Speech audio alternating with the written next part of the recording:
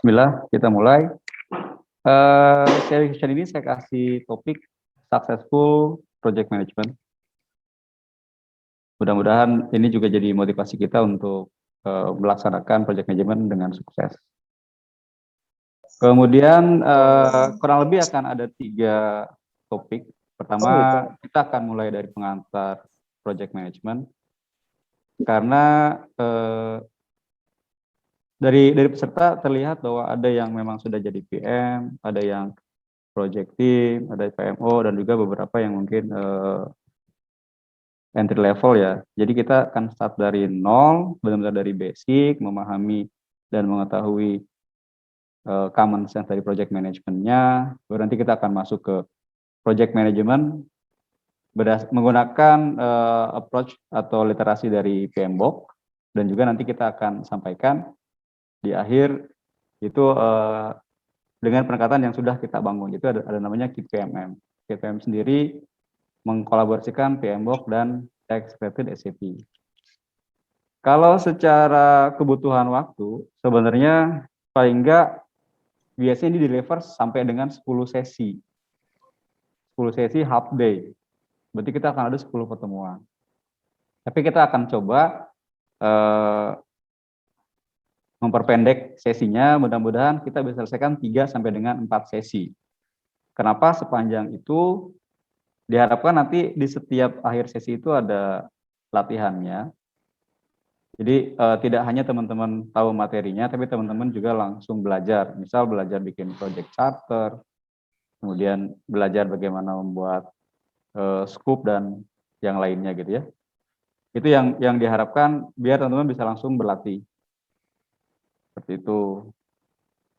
Oke, partisipan bisa seorang project manager, co-project manager, atau kandidat project manager, dan juga project team dan PMO. Kenapa project team dan PMO dimasukkan? Kadangkala ya, ini satu hal, scope creep contohnya, itu bukan karena project manager tidak bisa manage atau kontrol, tapi scope itu datangnya dari project team. Kalau project teamnya tidak mempunyai knowledge tentang project management, jadi awal mula dari scope melebar itu dari situ juga. Jadi ada baiknya project team pun tahu tentang knowledge dari project manajemennya, kemudian juga sedikit bisa mengetahui dan mengantisipasi ketika scope itu akan melebar. Seperti itu. Oke, kita langsung mulai aja. Jadi kalau di pengantar project management, sasarannya ya diharapkan peserta itu memahami konsep dasar project management, kemudian nanti memahami project management body of knowledge, memahami fungsi-fungsi dalam project management, memahami beberapa tipe struktur organisasi proyek yang common digunakan gitu ya, bergantung dari jenis proyeknya, kemudian juga memahami tahapan proses dalam manajemen proyek. Terus karena ini sifatnya sharing, jadi bukan berarti center of speaker-nya saya. Teman-teman yang di sini yang mungkin punya literasi berbeda, bukan menggunakan PMBOK, menggunakan HP 6000, menggunakan IBM, dan seterusnya gitu ya. Kalau ada teknologi yang berbeda, nanti kita bisa saling lengkapi, kemudian bisa saling sharing. Silahkan aja gitu ya, nanti saling menambahkan, boleh interrupt, dan seterusnya. Oke, kita mulai. Definisi proyek. Sebenarnya keywordnya ada 2. Keywordnya temporary dan unique. Jadi jelas kalau kita mengidentifikasi suatu kegiatan, kita harus tahu ini temporary enggak gitu ya. Artinya berbatas waktu atau enggak, ada start finishnya enggak. Kemudian unik atau enggak. Kalau misalkan iya, berarti bisa dianggap ini project. Tapi kalau sifatnya berjalan rutin sepanjang tahun, kemudian juga hasilnya ya berulang gitu ya, dari tahun ke tahun sama, mungkin itu bukan project. Jadi kalau ditanya apa definisi proyek, paling enggak keywordnya bersifat temporer, ada start finish, dan juga resultnya atau aktivitasnya unik. Mungkin perlu juga kalau kita tahu perbandingannya, apa sih bedanya project dengan operation? Ya. Kayak tadi, project berarti dia punya waktu atau sementara operation itu berlangsung terus-menerus, ongoing gitu ya. Dan outputnya selalu menghasilkan yang unik. Contoh, di GBA ada project IPROK. Kalaupun sama-sama menghasilkan IPROK gitu ya, IPROK di KBS, IPROK di KS, IPROK di KTI itu akan beda hasilnya.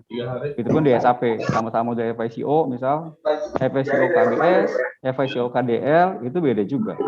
Jadi tidak ada yang benar-benar plek sama. Kemudian purpose-nya tadi gitu ya, ada target scope-nya, ada target waktunya, ada target juga quality-nya.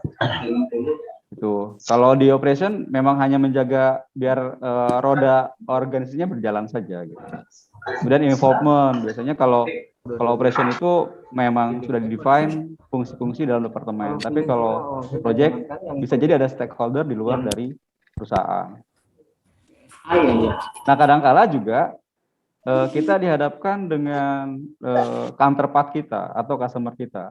Kita sudah set up bahwa ini adalah project, tapi kemudian karena tidak ada semacam preliminary atau brief di depan, bercampur antara treatment project dan treatment operation di customer. Ini harus kita jaga juga. Karena itu juga akan menyebabkan atau berdampak ke ruang lingkup dari projectnya atau tata kelola dari projectnya tidak bisa di-manage dengan baik. Oke, kalau definisi manajemen proyek, ya gampangnya adalah pengaplikasiannya. Kita udah tahu proyek seperti apa, kemudian kita punya knowledge-nya, ini diaplikasikan. Sehingga tujuan dari proyeknya tercapai, gitu ya, sesuai dengan kebutuhan dan harapan dari stakeholder di proyek tersebut, gitu. Oke, ini yang disebut dengan project stakeholder. Jadi kadang-kala kita gagal juga mendefinisikan siapa stakeholder dari proyek ini.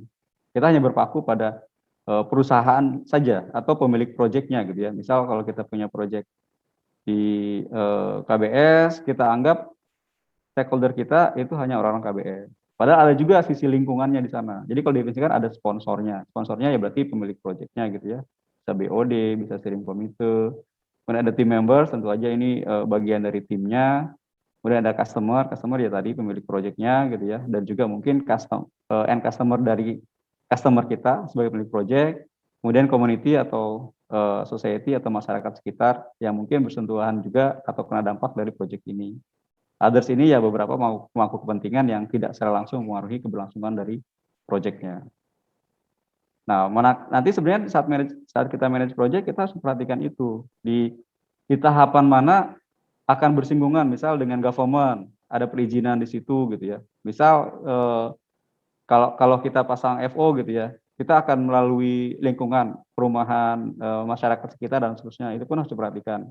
Ada izinnya, ada klonuwunnya dan seterusnya gitu. Itu bagian dari proyek. Karena kalau kita tidak manage, maka berpotensi delay juga di situ. Kita nggak dapat izinnya, misal kita kurang dalam berkomunikasi dengan masyarakat, nanti kita akan terhambat secara pengerjaan. Oke, ini sekilas aja bahwa sejarah dari manajemen proyek ini dimulai dari 1917, biasanya hanya berupa Gantt chart, kemudian mulai di Manhattan Project dikenalkan ilmu proyek manajemen, kemudian di 58 ada bentuk diagram, kemudian di 69 ada berdiri PMI, dan 87 mulai diterbitkan knowledge tentang PMBOK gitu ya. Sampai sekarang udah mungkin PMBOK berapa ya? 2019 terakhir kalau tidak salah. Oke. Pertanyaannya sampai kapan proyek itu ada? Sebenarnya selama manusia itu berinovasi, maka dia akan mengenerate proyek. Proyek itu bisa timbul karena adanya market demand, kemudian ada environment consideration, ada opportunity business, ada aturan legal atau regulasi dari pemerintah gitu ya. Kemudian ada permintaan memang dari customer, ada kebutuhan sosial juga, ada problem, atau ada pengembangan teknologi. Ini bisa kita tangkap sebagai project. Kadang-kala justru masalah yang timbul itu menjadi project buat kita, menjadi inovasi untuk kita bisa selesaikan dan kita bisa deliver projectnya. Dalam proyek pasti ada tantangan. Tantangan yang utama biasanya kan 3 hal, ada scope, time, cost ya. Jadi apakah biayanya akan melampaui anggaran gitu ya. Kemudian apakah hasilnya tidak sesuai dengan mutu, apakah target tentu nanti terlewati, kemudian workload balance-nya, kemudian kita juga saat kita hire tim, apakah sudah match dengan kebutuhan dari role dan responsibilities-nya. Kemudian kita juga harus antisipasi, kita manage konflik. Misal ada proyek lain yang beririsan, atau ada kepentingan-kepentingan dari stakeholder yang nanti juga akan berdampak dari proyek ini. Kemudian juga kita mungkin harus persiapkan scope change control, manakala lingkup proyeknya berubah, dan seterusnya. Oke, ini gambaran dari constraint-nya. Ini menjelaskan bahwa ada beberapa parameter dalam project management. Ada scope atau quality gitu ya, kemudian ada cost, ada time, ada resource. Manakala satu saja tidak achieve target, biasanya akan menggeser. Jadi kalau kita geser scope-nya, maka budgetnya, cost-nya akan ikutan bergerak juga. Begitupun dengan waktunya dan juga resource-nya. Atau yang lainnya tidak ada berubah, jadi scope-nya nggak berubah, biaya nggak berubah, tapi resource-nya tidak capable, itu juga akan melakukan akan delay secara waktu dan juga akan berdampak ke biaya. Jadi benar-benar harus diperhatikan 4 parameter ini paling tidak, atau sekarang jadi 5 gitu ya, supaya kita bisa jagain. Jadi yang utama ada scope, time, cost. Kalau itu bergeser salah satu, maka akan berdampak ke yang lainnya. Kemudian benefitnya apa sih kalau kita deliver management proyek, gitu ya. Jadi tentu aja dalam eksekusi proyeknya kita bisa membangun koordinasi internal yang baik, kemudian kita juga bisa memberikan motivasi dan kepuasan team members dalam bekerja, kemudian juga kita bisa menghitung dan mengoptimalkan penggunaan sumber dayanya. Kemudian karena kita sudah identifikasi di initiating dan juga di planning, kita sudah tahu risikonya dan kita bisa minimalkan risikonya. Kemudian kita tahu mengukur dan mengoptimalkan kerja proyek. Kemudian tadi target biaya dan waktu penyelesaian proyeknya tercapai. Itu dari keuntungan untuk manajemen proyeknya. Oke. Proyek tentu kita ada bangun organisasinya gitu ya. Ada berbagai jenis yang kalau kita amati di-deliver saat proyek dijalankan. Ini salah satu contoh.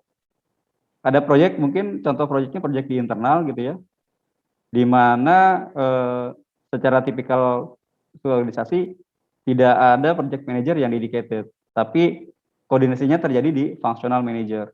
Kemudian staff-staff di bawahnya bagian dari proyek tersebut.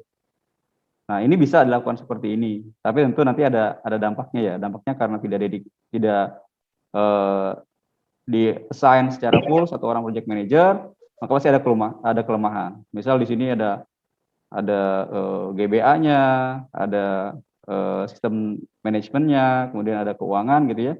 Tapi tidak pernah di-define siapa yang jadi lead di situ. Staff-staffnya hanya bekerja berdasarkan arahan dari functional manajernya. Oke, kemudian ada juga yang weak matrix. Jadi justru fungsi koordinasi di project-nya itu ada di level staff-nya, di mana ada 2 gitu ya. Jadi koordinasi di antar tim, di dalam tim project itu, yang juga sama-sama tidak di-define si project manajernya, tapi juga harus bikin laporan ke atasan. Artinya keputusannya mungkin bukan di level tim project-nya, tapi juga harus lapor ke atasannya. Ini juga secara waktu membutuhkan. Tapi tidak berarti ini jelek gitu ya, karena ada tipikal project kecil yang cukup dilaksanakan seperti ini. Kemudian ada balance matrix. Balance matrix mirip dengan yang tadi, tapi di-define project manajernya. Artinya ada yang bertanggung jawab dan bisa mengambil keputusan. Tidak harus semuanya naik ke functional manager. Artinya sudah ada initiating-nya, ada planning-nya, ditetapkan target dari quality-nya gitu ya. Jadi ada yang di-define sebagai project manager, sehingga yang lainnya akan ikut dengan rencana itu. Itu. Kemudian ada yang strong matrix. Ini gambarannya, kita ada project gitu ya, ada beberapa project yang berjalan. Kemudian project-project ini pun ada dalam satu organisasi yang lain, di mana ada program manager di situ gitu ya. Jadi si program manager ini membawahi para project manager. Jadi manakala nanti ada project yang beririsan, nanti akan diselesaikan oleh project manager. Sebelum itu naik ke CEO. Seperti itu. Ini strong matrix organization. Kemudian berikutnya ada projectized organization. Mungkin ini yang biasa ya, kebanyakan digunakan oleh Kayak itu untuk deliver project di customer-nya. Di mana ada PM, kemudian di atasnya ada CEO gitu ya. Atau bisa dibilang kalau di project ya project director atau langsung di bawah direktur atau direktur utama.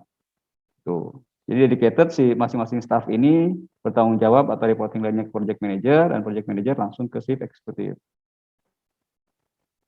Ada juga yang composite seperti ini.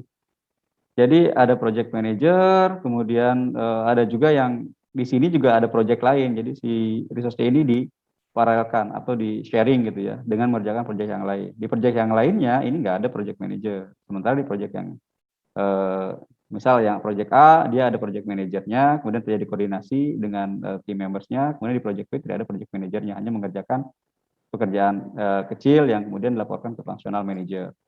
Bisa juga seperti ini. Nah, kita coba bandingkan mana yang bukan yang terbaik ya, yang sesuai dengan kebutuhan project kita.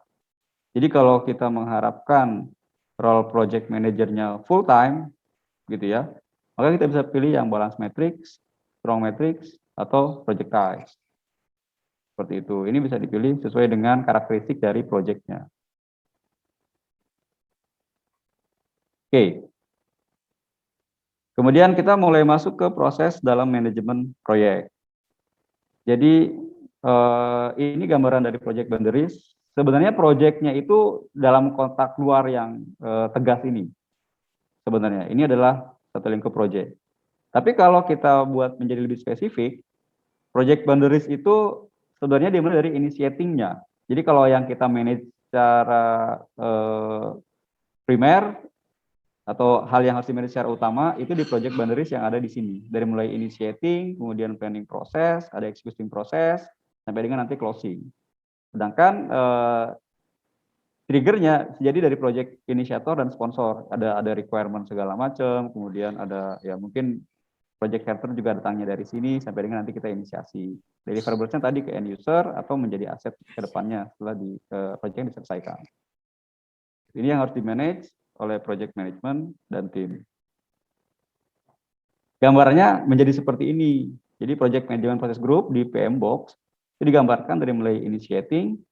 Initiating itu kita kayak membuat tahapan-tahapan kayak misal feasibility study dan seterusnya gitu sampai dengan di approve oleh pemilik project, oleh BOD gitu ya, oleh director, kemudian itu menjadi planning. Di planning ini mulai itu digali, didefinisikan projectnya lebih detail dari mulai scope-nya, kemudian waktunya, biaya yang dibutuhkan, kemudian tim yang akan di-hire, dan juga framework dari pekerjaannya.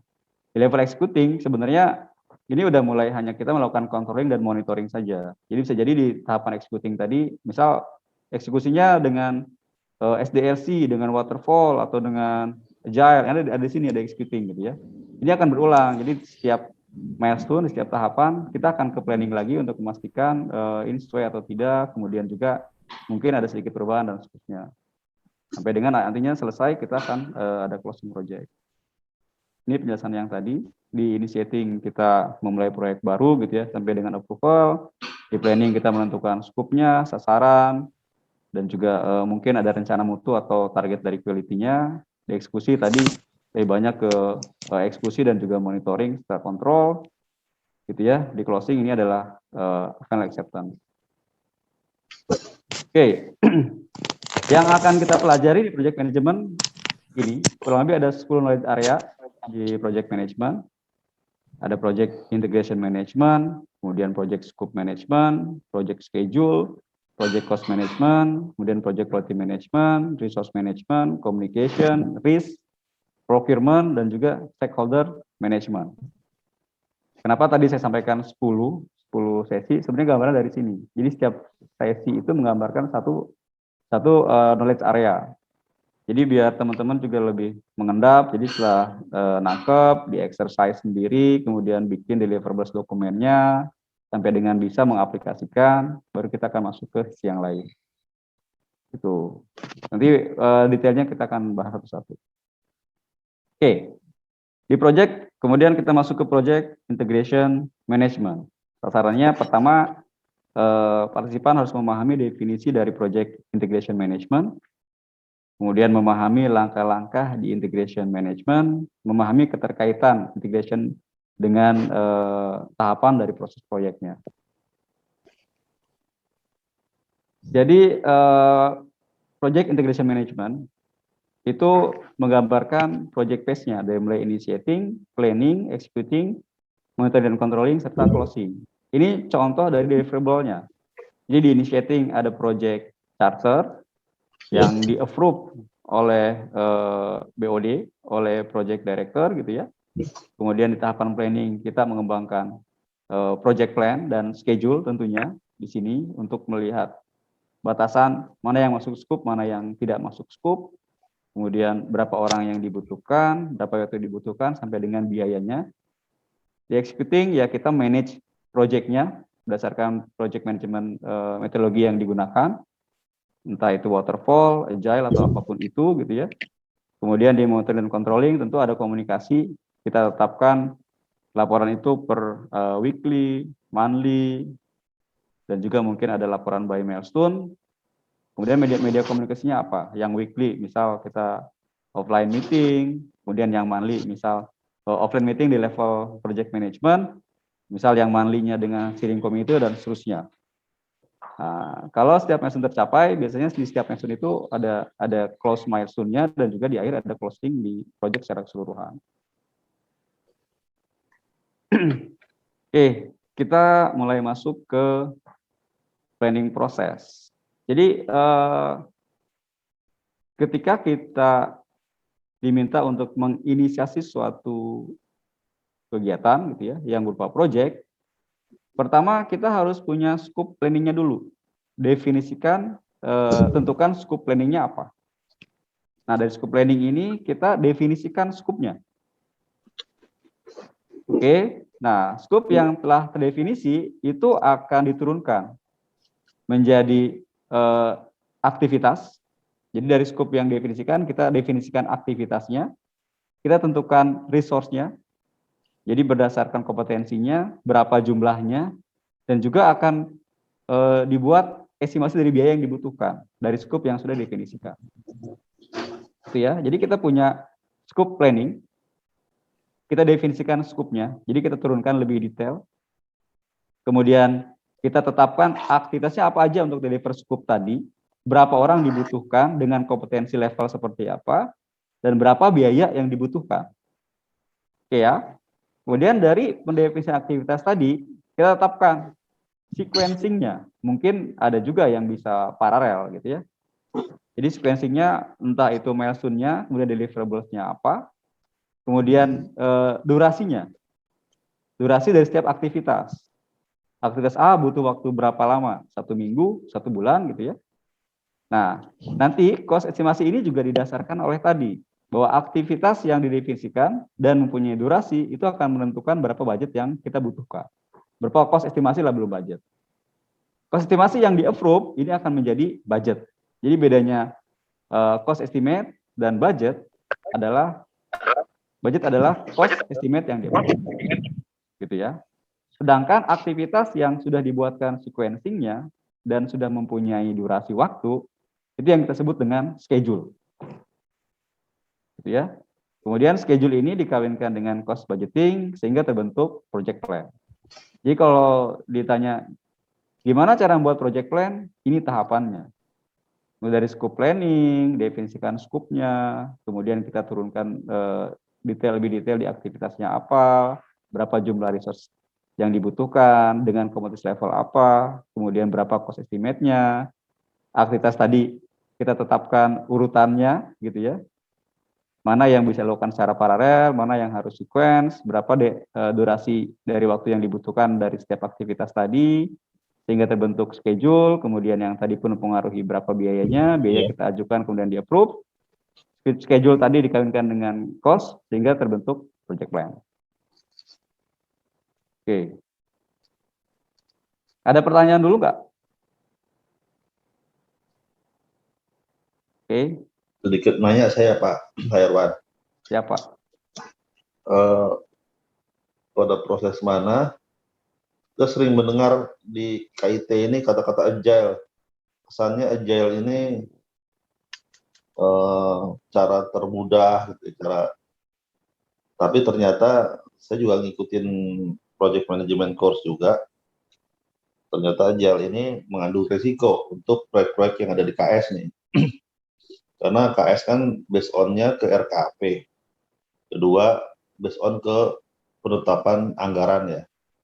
Nah, agile ini memungkinkan pemilik proyek ini untuk berubah scope, merubah jadwal, merubah itu memungkinkan. Sehingga kita tidak bisa mengantisipasi. Banyak di proyek-proyek yang seperti O2C, seperti Trasmat, kita kelabakan akhirnya karena menggunakan metode agile yang notabene adalah anggarannya sudah ditetapkan X gitu ya, misalnya 1 miliar gitu, mengharuskan. Nah itu yang menentukan, siapa yang harus menentukan ini agile atau tidaknya gitu ya. Itu saya kira-kira pertanyaan saya, apakah dari customer kah, apakah dari kita yang menentukan sebagai yang akan membuat proyek gitu loh. Nah sebenarnya kita bisa bantah kalau kita tahu proyek ininya, kita tahu. Makanya saya pentingnya kursus ini, kita bisa bantah, biarpun itu McKinsey, ternyata juga teorinya nggak benar-benar amat juga gitu McKinsey. Seperti kita sudah kayak proyekin loh, O2C itu kan banyak berubah, banyak permintaan tambahan. Ya itu memang agile, tapi anggarannya sudah ditetapkan. Biasanya kalau agile itu adaptif memang. Nah, anggarannya juga harus adaptif, juga harus begitu. Kira-kira Pak, gimana ya? Kapan gitu bisa menentukan kapan agile-nya, kapan dia harus waterfall gitu? Ya Pak, terima kasih Pak Pengalamannya Bucan. cari pengalaman aja Pak. Kalau di kita ya, kan saya juga baru masuk setahun ini gitu ya. Kalau di kita itu biasanya bagaimana gitu? Ya Pak, pertanyaannya ini langsung advance Pak. Oh Jadi, sorry. Gak apa-apa. Mungkin gini, saya mundur sedikit. Aduh, mana ya? Jadi di sini Pak, nah ya. Oke. Jadi sebenarnya penentuan agile itu akan berdampak besar di proses executing-nya sebenarnya. Tapi memang keputusan menggunakan agile atau bukan agile itu di sisi planning-nya. Gitu ya. Jadi di tahapan tadi, ini agak delay. Jadi tahapan kita menentukan scope planning, scope definition, ini sebenarnya udah mulai terlihat. Jadi sense dari project manager itu bisa menangkap mana yang cocok dalam untuk sebagai metode eksekusi di project manajemennya. Kalau misalkan dinyatakan oke, ini akan lebih sesuai menggunakan agile karena memang gambaran dari scope-nya belum bisa difikskan di depan atau bergantung dari perubahan-perubahan atau bergantung dari situasi gitu ya, situasi requirement-nya yang baru muncul itu secara umum mungkin kita bisa, jadi kita bikin prototyping dulu, baru nanti kita ada sprint 1, sprint 2 dan seterusnya gitu. Jadi biasanya Pak muncul saat sini Pak. Jadi scope definition-nya sudah terlihat, apa aja akses dan kebutuhannya gitu ya. Nah teman-teman di project management akan menentukan, oke ini enaknya pakai waterfall karena begini alasannya ABCD. Oh ini enaknya pakai agile gitu ya, lebih pendek, milestone-nya lebih banyak tercapai, tapi juga harus diantisipasi scope creep-nya itu ya. Jadi kalaupun agile, jangan sampai benar-benar kita nggak bisa manage agile-nya tadi gitu ya. Jadi agile-nya terukur gitu. Karena kalau nggak terukur ya repot juga. Dan kita sering salah kaprah tuh, selama saya juga baru belajar. Ternyata kalau metode agile kita nggak menggunakan PM Pak. Ya. Kita menggunakan Scrum Master. Nah, saya juga nggak ngerti, itu belum sampai situ pelajarannya. Scrum Master itu untuk daily ya, untuk daily monitoringnya, untuk daily check-nya lah ya. Nah si project manager biasanya kayak sebagai integratornya Pak, karena harus menyambungkan berbagai titik ya, berbagai titik dari mulai customer sampai dengan tim proyeknya gitu ya. Tetap ada mungkin tidak terlihat secara langsung di ininya ya, di frameworknya. Oke, saya lanjut dulu ya Pak ya. Lanjut. Oke, kemudian tadi di bawah core process ada facilitating proses. Jadi tahapan perencanaan, selain kita menyiapkan project plan, deliverables-nya, ada juga facilitating prosesnya. Jadi kita tetapkan quality planning-nya. Kemudian juga di project plan-nya kita tetapkan communication planning-nya yang tadi ya, apakah kita akan menggunakan media WhatsApp group untuk blast setiap informasi, atau kita menggunakan email, atau kita menggunakan Telegram dan yang lainnya. Kemudian kapan meeting rutin berlangsung, kemudian bagaimana melakukan call-up meeting bila mana ada insiden atau sifatnya yang aktivitas project yang lain, itu tetapkan di sini. Kemudian juga risk-nya. Di awal juga saat kita tadi membangun dari mulai scoping sampai dengan project plan yang terbentuk, itu harus diidentifikasi. Oh, di aktivitas yang ini ada risiko. Risikonya apa? Misal pemberian hardware. Sekarang tuh agak susah karena kita beli hardware-nya yang impor gitu ya. Ini harus, kalau misalkan biasanya kita butuh 8 minggu, mungkin kita harus kasih buffer sampai dengan 10 minggu misalnya seperti itu. Itu juga harus dimulai dilihat dari aktivitas yang dibutuhkan. Kemudian tadi ya sama lah ya, ini hubungannya dengan procurement-nya. Jadi procurement planning-nya tadi masuk ke dalam risiko atau risiko lain yang memang dibutuhkan. Misal ada penetration test dan seterusnya gitu yang harus ditetapkan di depan. Juga tadi dari scope tadi kan kita ada human resource ya. Kita siapkan organizational planning-nya, kemudian kita akuisisi staff-staffnya gitu. Mana yang di level junior, mana yang senior, kemudian mana yang harus gabung nih, mana yang gabung setelah 3 bulan ke depan dan seterusnya. Itu bagian dari perencanaan di facilitating prosesnya. Oke, di project execution tentu saja kita eksekusi projectnya ya. Sebenarnya ini ditentukan oleh metodologi yang dipilih. Belum ganti ya.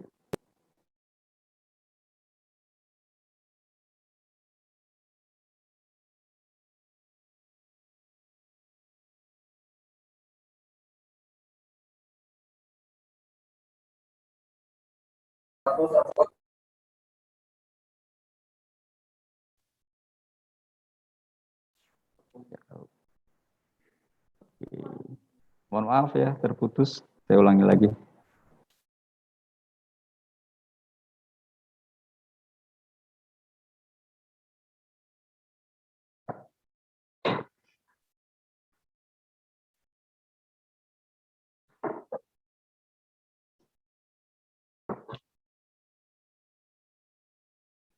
Oke, tadi di project execution ditentukan oleh metode apa yang digunakan, agile atau bukan agile atau waterfall dan yang lainnya juga. Nah di facilitating prosesnya tadi kita harus support. Jadi sebenarnya kan kalau di execution kan lebih mengeksekusi aktivitasnya, kemudian kita lakukan reporting dari performance-nya setiap minggu, setiap bulan, dan juga kita kontrol dari scope-nya ya. Jadi minggu ini harus tercapai berapa persen, apa deliverables-nya dan seterusnya. Nah di facilitating prosesnya ya didiskusikan informasinya, jadi laporan ini harus nyampe ke siapa saja, siapa yang diajak join dalam meeting tertentu, misal apakah harus mengundang narasumber, staf ahli dari pihak luar dan seterusnya gitu ya. Tim development mungkin juga kita harus persiapkan, jadi tidak serta-merta yang kita hire ini siap seluruhnya, mungkin karena kita proyeknya ada regulasi dari pihak luar, kita siapin dulu nih biar tahu dulu regulasi seperti apa yang akan diterapkan dalam sistem gitu ya. Kemudian juga ada QA yang membantu dalam pelaporan dari setiap weekly, kemudian monthly berdasarkan aktivitas yang ditentukan atau target dari aktivitasnya apa, KPI-nya. Ini ada solicitation, permohonan untuk pembelian barang, kemudian cari vendor dan kontrak admin, sampai dengan nanti di akhir kita ada verifikasi scope di setiap laporannya. Oke, ini di monitoring dan controlling tadi, bagian dari eksekusi juga, ada performance reporting dan juga overall dari change control-nya. Oke, ini akhir dari closing prosesnya. Jadi kontraknya di close, projectnya di close, kemudian administrasi pun diselesaikan. Oke, berikutnya project initiation.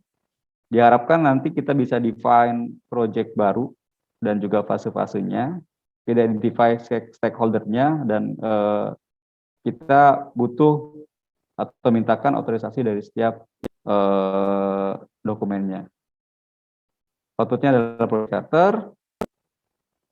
Jadi project initiation itu adalah tahap awal untuk proyek bisa dimulai. Kita sudah mendapatkan mandat dari project owner, artinya project owner memberikan penugasan, assignment kepada manajer proyek dan juga membentuk tim proyeknya.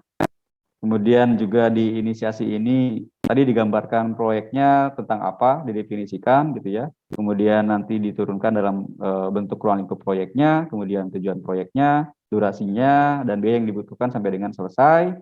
Gitu. Nah, di output dari project initiation ini adalah kita harus membuat project charter yang di-approve sebelum kita melakukan kick off dari projectnya. Itu nanti project charter ini akan menjadi acuan dalam project management plan. Oke. Ini durasinya. Oke,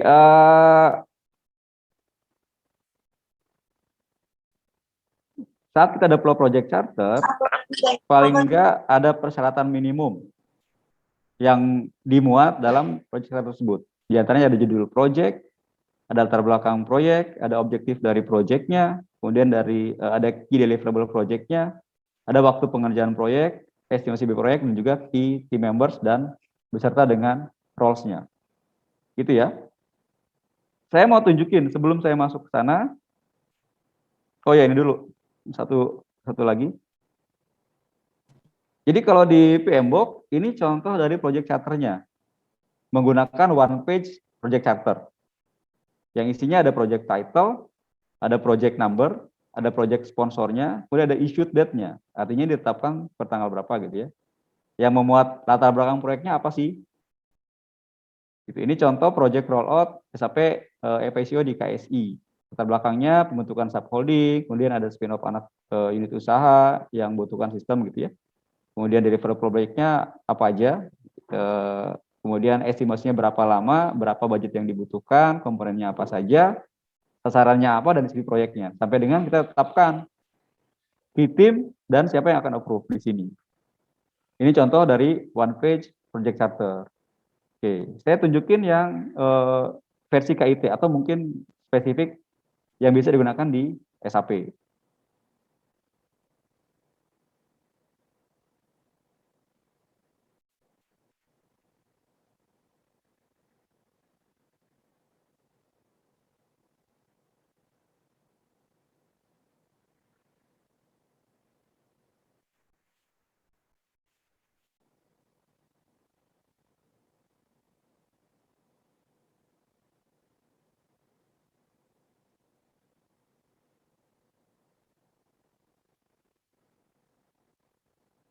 Nah, ini contoh project charter yang kita deliver untuk Taspen.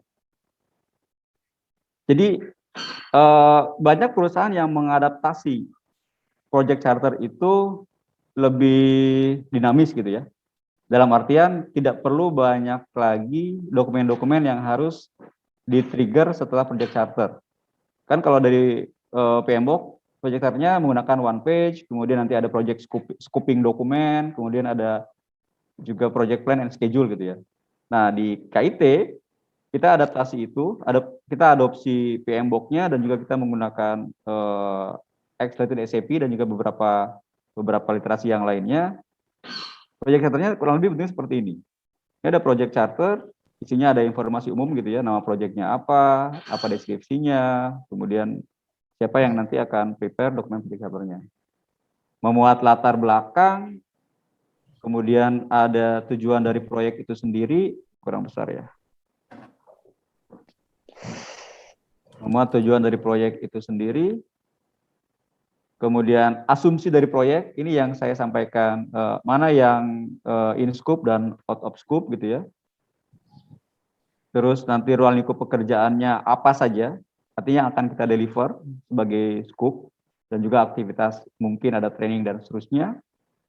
Kemudian milestone proyek dan deliverables-nya. Kita harus tahu juga, di preparation, misal kita bagi dalam beberapa milestone. Di preparation, deliverables kita apa aja. Kemudian due date-nya kapan, gitu ya. Itu menjadi kesepakatan kita, artinya Kalau kita achieve target, ya kita prestasi gitu ya. Tapi kalau kita delay, itu menjadi peringatan buat kita. Ini harus di-define di depan dan sama-sama diketahui, sama-sama disepakati. Kemudian juga ditetapkan. Tadi yang saya sampaikan, bedanya kita sudah menuangkan. Jadi sudah berbentuk WBS, kemudian ada start dan finish-nya, siapa yang bertanggung jawab. Jadi di project ini disepakati, kita akan melakukan tahap akses apa saja, di milestone apa gitu ya, kemudian siapa yang punya tanggung jawab besar di situ. Oke. Ini project change control-nya, jadi manakala kita juga nyiapin, kalau memang ada scope yang muncul saat proyeknya berjalan, kita harus punya mekanisme perubahan scope-nya. Jadi biar diatur, karena kalau tidak diatur malah berantakan. Bukan berarti kaku gitu ya. Kita harus manage itu, mana yang bisa masuk dalam perubahan scope, mana yang tidak. Atau mana yang digeser setelah proyeknya selesai dulu atau dinyatakan go live dulu. Ini contoh dari organisasi yang kita deliver, dari mulai ada steering committee paling atas gitu ya, kemudian kalau ada pengawas tetapkan pengawas, ada project manager, dan juga yang di bawahnya. Sesuai dengan tipikal dari kebutuhan proyeknya. Jadi tidak harus kompleks, tidak harus terlihat detail gitu ya. Yang penting efektif secara organisasi. Biar memudahkan juga dalam komunikasi dan juga distribusi informasinya. Nah, dari organisasi tadi kita juga harus tuliskan roles dan responsibilities-nya agar menjadi perhatian bahwa setiap aktivitas itu bergantung pada setiap orang yang di-assign. Termasuk diantaranya steering committee. Karena ada hal yang memang harus kita eskalasi dan diputuskan oleh steering committee. Gitu ya, bukan berarti kemudian tadi kita tidak bisa melakukan manage project-nya, kemudian bercampur antara pekerjaan atau akses project dengan operasional di customer atau malah di kita sendiri di internal gitu. Jadi semua director operasional sentris gitu. Padahal harusnya yang bertanggung jawab project director, yang mana project directornya bukan direktur operasional. Ini juga harus menjadi ini ya, sesuatu yang kita bargain gitu. Kadangkala project delay hanya karena itu gitu. Secara teknis baik, tapi pengambilan keputusan eskalasinya tidak tepat sesuai dengan framework dari project-nya. Kemudian juga dilengkapi dengan project risk-nya. Jadi kita bagi sistem readiness apa aja risk-nya, kemudian di testing apa aja risk-nya, data migrasi apa aja, procurement apa aja, kemudian cutover dan blackout period, isu readiness, dan juga hal yang mungkin kita identifikasi sebagai force major. Tuh. Kemudian ya ini kalau ada testing tertentu kita juga tetapkan apa aja yang disepakati gitu ya. Kadangkala customer gitu menginginkan semuanya dites in detail, kemudian menggunakan approach yang terkini gitu. Padahal kita nggak perlu. Karena kalau proyeknya hanya A, ngapain metode testingnya sampai dengan B10 gitu? Ya kita hanya testing yang A saja gitu. Kayak gitu juga. Contoh yang regression testing. Kalau ini greenfield gitu ya, sistem baru, ngapain regression testing? Karena nggak tepat sasaran. Kayak gitu-gitu contohnya. Juga ini contoh ada stress dan penetration test. Kita harus lihat sesuai dengan kebutuhannya gitu. Nah, di akhir ini sepakati di tanda tangan. Jadi project charter ini itu menjadi dokumen yang disepakati di awal yang akan menentukan berlangsungnya milestone di tahapan eksekusi dari mulai kick off sampai dengan nanti closing project. Keluar dari project charter ini, maka drama project delay dimulai. Ya. Oke, kita lanjut. Tadi kayaknya ada beberapa pertanyaan ya.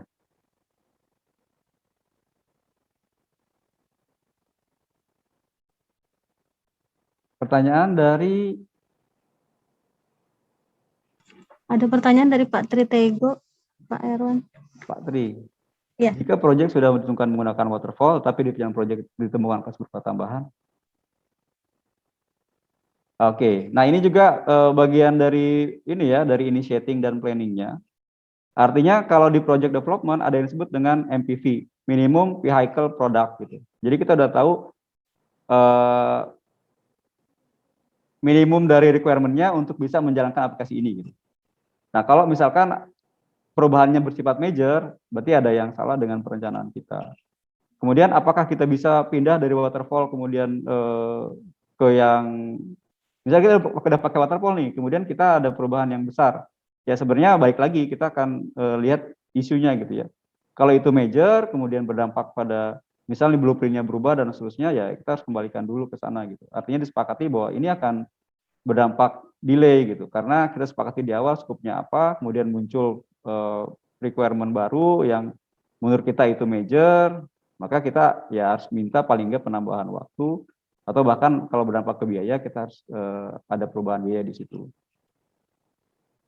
Tuh. Terus Pak Ade, bahan di-sharing ke email. Iya Pak, nanti saya tambahkan dulu karena saya mengambil beberapa sumber, saya belum tulis sumber-sumbernya. Jadi biar etiknya dapat, nanti saya tambahkan sumber-sumber yang dirangkum. Oke, lanjut sedikit. Oh ya, sambil jalan, sambil lanjut. Karena tadi bahwa sharing project management ini ya harus bisa diaplikasikan. Artinya teman-teman harus exercise sendiri gimana buat project charter dan juga beberapa sisi lainnya ke depan. Saya harapkan yang hadir sekarang itu submit latihannya. Jadi mungkin bisa dibantu ke Bu Desi KDLC atau ke HC untuk mencatat siapa yang hadir sekarang dan nanti juga dilihat siapa yang submit atau tidak dokumennya. Ya, baik Pak. Ini pesannya Pak Dirut. Oke, ini latihan pertama. Buatlah project charter dari project Anda saat ini. Pasti teman-teman yang di sini punya project dan mulai dari initiating, kemudian planning, sehingga bisa menghasilkan project charter. Tidak harus selesai hari ini. Nanti di sesi berikutnya, di pertemuan berikutnya diharapkan sudah disubmit. Paling lambat mungkin 1 hari sebelum sesi berikutnya. Gitu ya. Oke, berikutnya kita masuk ke project scope management. Sasarannya adalah memahami definisi dari project scope management, kemudian memahami langkah-langkah di scope management, dan memahami keterkaitan antara scope management dengan tahapan proses proyeknya. Gambarnya seperti ini. Jadi pertama kita harus menetapkan dulu scope-nya dan memvalidasi. Sehingga ada juga kriteria dari bagaimana kita melakukan control scope-nya. Kemudian kita juga tetapkan apa yang diminta sebagai requirement oleh stakeholder, baik oleh sponsor atau pihak-pihak pemangku kepentingan lainnya, atau yang akan terdampak biasanya. Jadi kalau teman-teman bingung, stakeholder itu siapa sih? Gampangnya adalah stakeholder itu pihak yang akan terdampak dari riset project ini. Berarti kalau dia terdampak, kita harus libatkan. Kita harus libatkan sebagai bagian dari stakeholder dalam project ini. Kemudian kita mulai definisikan scope-nya. Jadi deskripsikan secara spesifik dari proyek ini sebenarnya ngapain sih, sehingga scope-nya apa saja. Baru nanti kita buatkan WBS-nya. Jadi kalau kita sudah buatkan scope di high level-nya, tentukan WBS dari setiap scope atau item scope tadi gitu ya, menjadi aktivitas. Aktivitas yang punya deliverables dan juga punya waktu. Gitu ya. Kemudian kita validasi scope-nya dan kita monitoring perubahan dan juga kontrol yang berdampak kepada biaya, waktu, dan resource. Ini penjelasan yang tadi. Oke. Kalau kita mau melakukan scoping gitu ya, kurang lebih memuat 6 bagian ini. Kita harus bisa deskripsikan scope-nya. Jadi karakteristiknya apa sih? Karakteristik dari produknya, layanannya, atau result-nya. Kemudian dari deliverables-nya apa? Jadi misal produk ini harus bisa menghasilkan apa? Sistem ini harus bisa memenuhi apa gitu ya. Kemudian apa acceptance kriterianya sehingga si project ini dinyatakan diterima oleh user atau dinyatakan selesai gitu ya. Kemudian juga ada exclusion-nya. Tentu saja kan karena berbatas waktu, kita nggak bisa penuhin semua permintaan gitu ya. Karena juga mungkin anggarannya terbatas, karena juga waktunya terbatas. Kita tetapkan mana yang dikerjakan dalam proyek ini, mana yang tidak bagian dari proyek ini. Gitu. Kita sepakat itu di depan. Juga asumsi. Asumsi tadi itu juga akan menopang scope gitu ya. Masih yang lain? Semua? Masih. Oke, jadi kita asumsikan skopnya apa saja.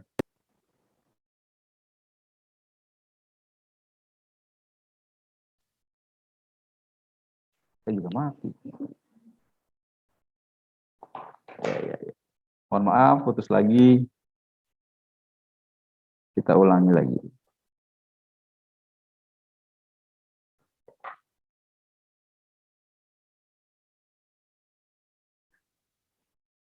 Alhamdulillah ya, ada iklannya sebentar gitu. Jadi bisa minum dulu, napas dulu.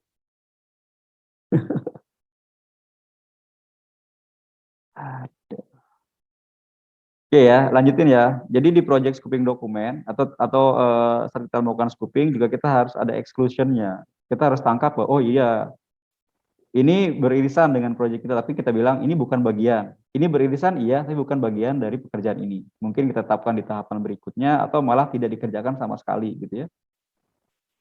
Asumsi tadi kita asumsikan bahwa ini asumsi kami seperti ini nih dalam skupnya gitu ya. Sehingga itu menjadi kesepakatan gitu. Kalau misalnya di luar asumsi itu ya kita ada feedback dari user customer-nya bahwa ini enggak, ini bukan begini dan seterusnya. Gitu. Nah, konsen tadi batasan terhadap quality, scope, kemudian time, kemudian resource gitu ya. Itu menjadi constraint. Kita harus detailkan dulu mana yang nanti akan menghambat proyek.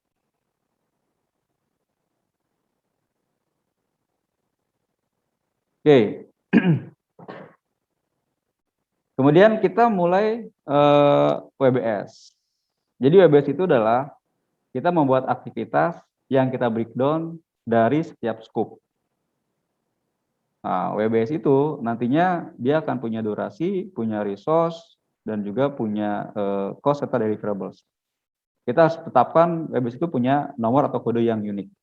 Jadi kalau teman-teman terbiasa membuat WBS, kemudian juga mungkin pakai tools project management atau tools yang lain, itu sudah tahu gitu ya, apa yang harus deliver dan apa yang harus ditetapkan, apa yang dibutuhkan untuk diisi dalam WBS.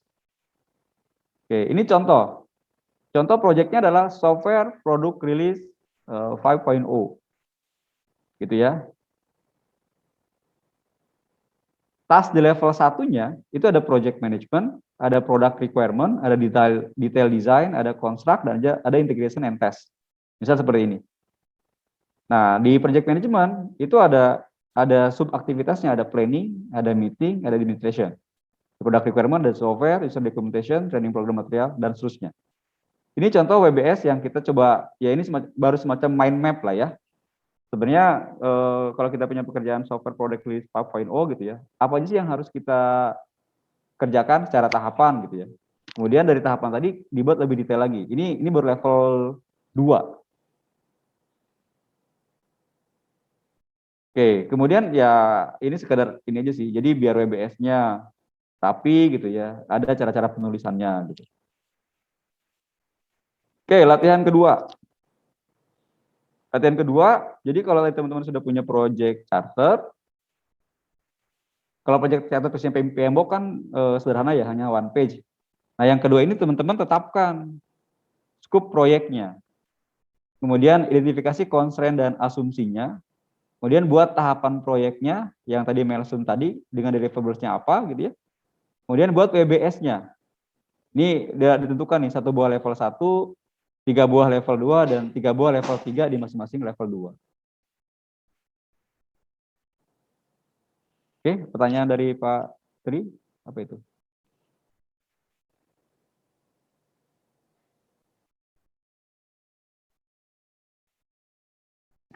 Bagaimana mengantisipasi mungkin ya, dan solusi apa ya Pak? Terkait dengan tadi kita sudah tentukan sebagai waterfall, tapi kemudian ada perubahan requirement gitu ya, di tengah jalan, bagaimana solusi dan antisipasinya. Antisipasi tadi Pak, untuk antisipasi sebenarnya kita harus tetapkan dulu di project charter dan juga mungkin ada kick off meeting dokumen yang ditetapkan bahwa skupnya adalah ini gitu ya. Kemudian tadi kita buatkan juga, jadi kalau kita udah jadi diantisipasi itu dengan scope yang jelas, batasan scope yang jelas, mana yang in scope, mana yang out scope gitu. Kita harus pastikan dulu itu dan disepakati di depan. Jadi kalau misalkan di depan belum ada ketegasan dalam scope, paling enggak kita tetapkan dan ditandani oleh dua belah pihak. Jadi sign off itu menentukan bahwa kita sepakat dengan itu. Di luar itu harusnya sama-sama tahu itu bukan bagian dari scope, gitu ya. Memang proses scopingnya yang menjadi panjang dan kita lebih detail, gitu ya.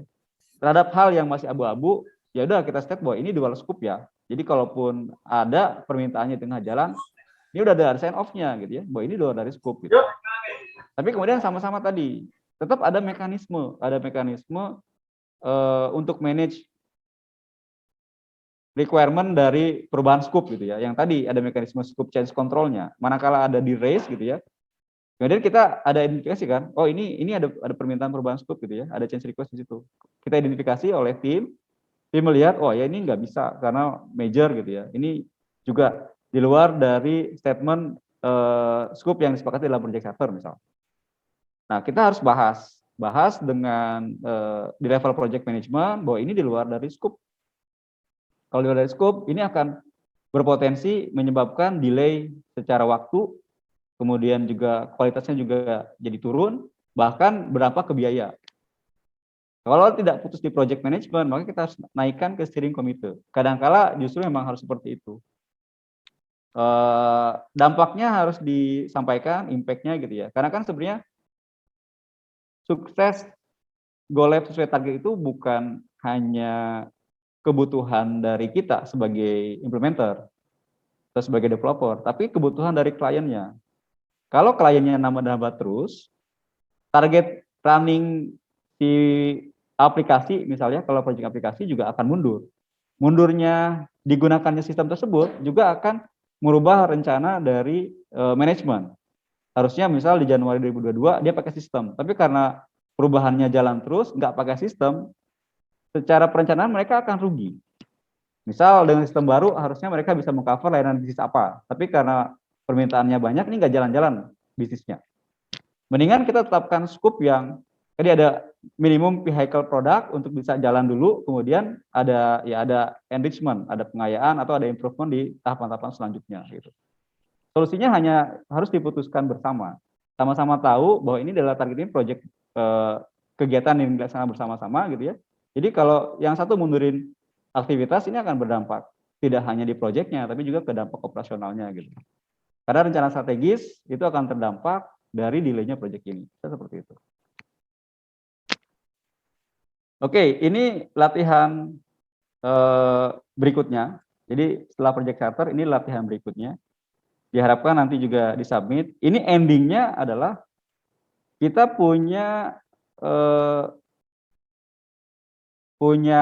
WBS yang kita tuangkan dalam Microsoft Project misal, paling gampangnya. Jadi mudah-mudahan teman-teman bisa mulai install Microsoft Project-nya, kemudian nanti mulai buat WBS-nya dulu, drafting di Excel, setelah lengkap dimasukkan ke Microsoft Project. Nanti gunanya nanti kita bisa menghitung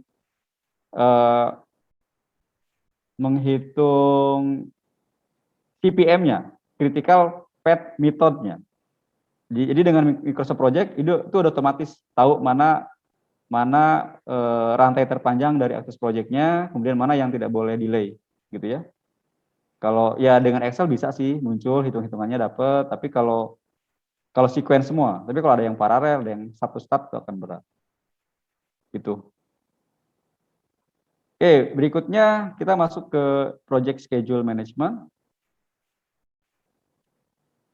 Sasarannya adalah kita bisa mendefinisikan dari time-nya, kemudian kita memahami langkah-langkah dalam time-nya, dan juga nanti kita bisa memahami kaitan antara time dengan tahapan di proses proyeknya. Nah, di akhirnya kita tahu bisa mengidentifikasi jalur kritisnya, jadi critical path-nya. Mana yang tidak boleh delay, karena kalau ini delay, aktivitas yang lain tidak bisa jalan. Gitu ya. Ini yang menjadi kunci dari project schedule management. Oke. Project schedule management, pertama kita harus bisa merencanakan, menyusun, dan mengeksekusi serta mengontrol jadwal proyek gitu ya. Kemudian kita juga mendefinisikan aktivitas yang tadi dibuat dalam WBS. Kemudian kita menentukan sequencing-nya, mana yang bisa dilaksanakan secara paralel, mana yang harus sequence. Juga kita harus bisa estimasi durasi yang dibutuhkan dari setiap aktivitas. Nah, ujungnya adalah kita develop schedule dan kita nanti juga menyusun rencana untuk mengontrol schedule. Oke. Teman-teman ngerti ya? Bukan ngerti ya.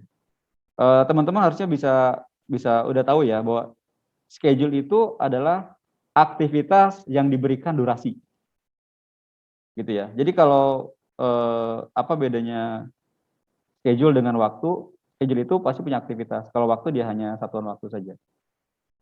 Nah, oke, ini contoh sequencing activity. Misal di sini ada aktivitas A, B, dan C. Aktivitas A ini dia menjadi aktivitas awal. Jadi ini inisiatifnya dari A gitu ya, setiap pekerjaan ini. Kemudian B itu setelah A. Berarti B ini bergantung ke A. A ini menjadi predesesor dari B. Kemudian setelah B ada aktivitas C, ada task C. C ini dilakukan setelah B. Ini tadi temali, ini contoh garis finish to start sebenarnya. Jadi B baru bisa jalan setelah A-nya finish, C baru bisa jalan setelah B-nya finish. Ini sequencing.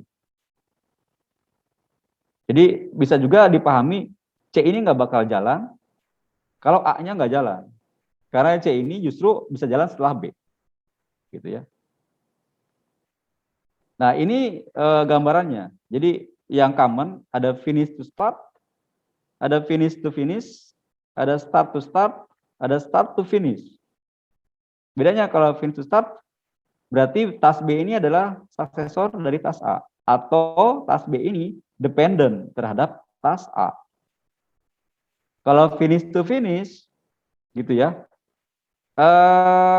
mulainya bisa jadi tidak berbarengan antara A dan B. Tapi kalau A ini selesai, maka B langsung selesai. Jadi ini tadi temali antara A dan B. Mungkin B-nya mulai duluan atau A-nya mulai duluan, atau B itu mulai setelah A berjalan sekian hari. Tapi kalau A-nya sudah selesai, maka B ini menjadi bagian yang sudah diselesaikan oleh aktivitas yang A tadi. Kalau start to start, ini mulainya harus barengan. Jadi A sehingga dijalankan duanya. Jadi A dan B dijalankan secara berbarengan supaya nanti resultnya dapat gitu ya, objektifnya dapat. Kalau ini dibalik, ini start to finish gitu. Ya ini hanya kebalikan dari finish to start tadi.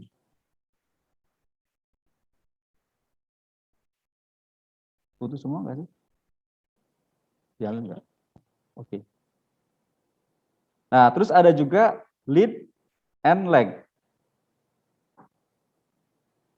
Jadi ini contoh ada task A dan task B. Task B itu dependent terhadap task A. Di sini nggak ada gap, jadi benar-benar tidak ada delay waktu atau tidak ada interval waktu antara A dan B. Jadi ketika A-nya selesai, B-nya bisa langsung mulai. Ini yang disebut dengan zero time gap-nya, jadi zero. Nggak ada gap waktu, benar-benar ketika A-nya selesai, B langsung bisa jalan. Ini ada negative time gap atau lead. Ini bisa dibilang yang paralel tadi, bukan paralel dalam artian mulainya bersamaan ya. Jadi task A-nya itu sedang berjalan, task B-nya itu bisa mulai, tapi biasanya ada semacam prasyarat. B itu bisa mulai kalau A-nya itu sudah 80% misal. Seperti itu. Nah, berarti ini disebut dengan negatif time gap atau kita lead.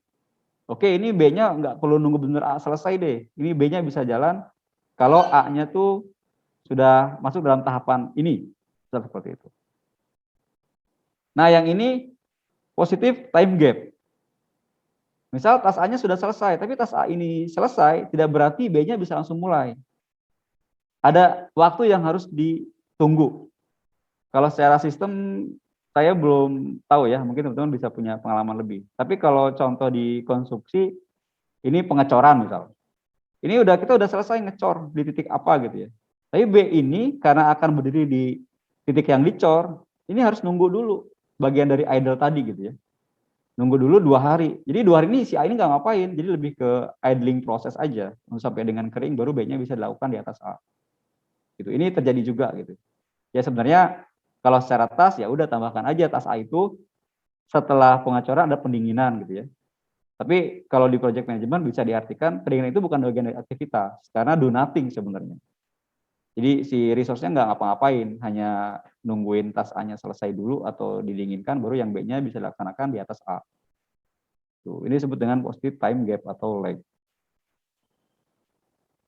Nah, ini contoh yang paling sederhana. Untuk develop schedule, kita biasa menggunakan Gantt chart.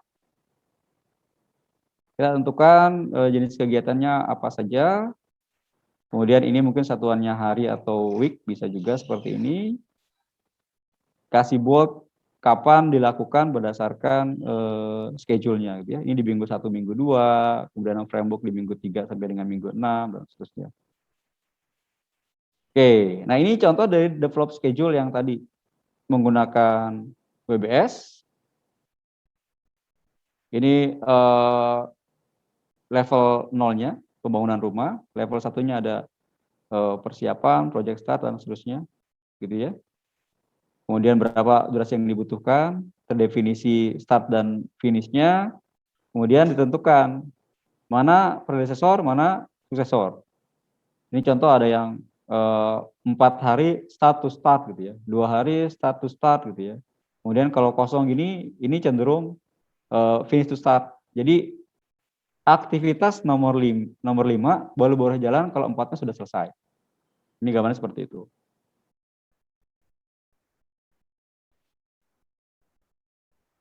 Nanti diharapkan teman-teman bisa exercise dengan tools, dengan Microsoft Project, kemudian dari WBS yang tadi dibuat, dimasukkan dalam Microsoft Project. Oke.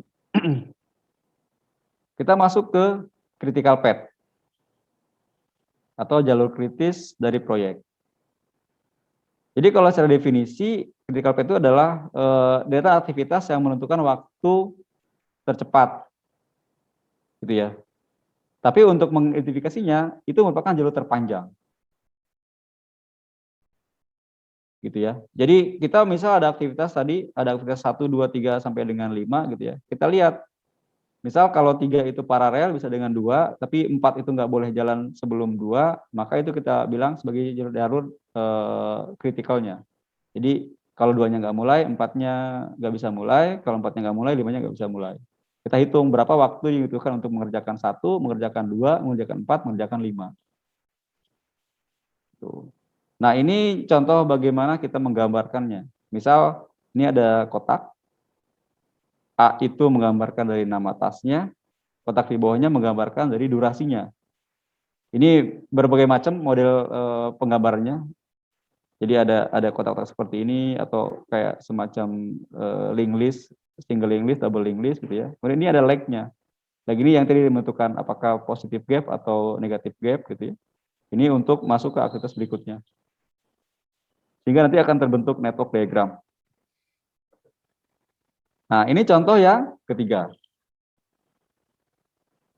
Contoh dan latihan. Jadi kalau misalkan nanti teman-teman sudah punya WBS, kemudian tolong dibuat activity network diagramnya. Sehingga nanti akan terlihat jalur kritisnya. Jadi tas A sampai dengan H ada durasinya, kemudian di sini ada ditentukan predecessornya, gitu ya. Bahwa B itu predecessornya adalah A dengan tidak ada lag. Artinya B itu akan dijalankan langsung setelah A-nya selesai. Kemudian begitu pun dengan C dijalankan setelah B D itu dijalankan C dan E. Jadi ini berarti ada yang status start. Kalau dilihat di sini, E itu mulai setelah A. Gitu ya. C itu mulai setelah B. Tapi D baru bisa jalan setelah C dan E-nya selesai. Tapi di sini ada lag-nya. Lag-nya itu C. D itu lag dengan C-nya sama dengan 2, dengan E-nya 0. Itu gimana gambarin network diagramnya. Oke, ada pertanyaan dulu? Silahkan Bapak Ibu, apabila ada yang mau bertanya, boleh. Atau mau bertanya langsung atau di kolom chat, boleh Bapak Ibu, silahkan.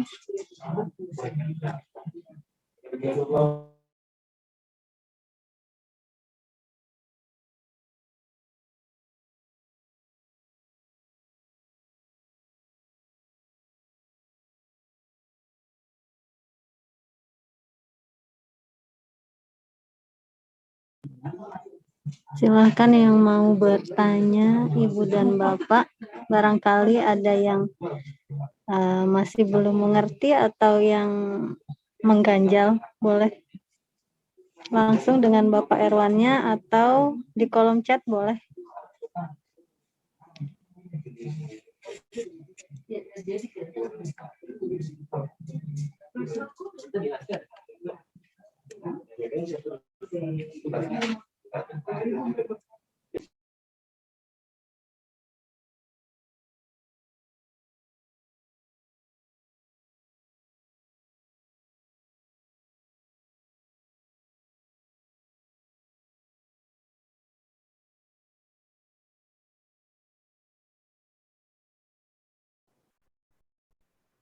Ya, Mas Adit, itu bisa pakai Microsoft Project. Pertanyaannya pernah pakai software untuk hitung critical otomatis, Mas? Pertanyaannya pernah, bisa pakai Microsoft Project. Nanti langsung muncul jalurnya kemana saja, otomatis terlihat, ditandain warna merah biasanya. Kemudian juga nanti terlihat berapa hitung-hitungannya. Ada contohnya nggak ya? Ada contohnya.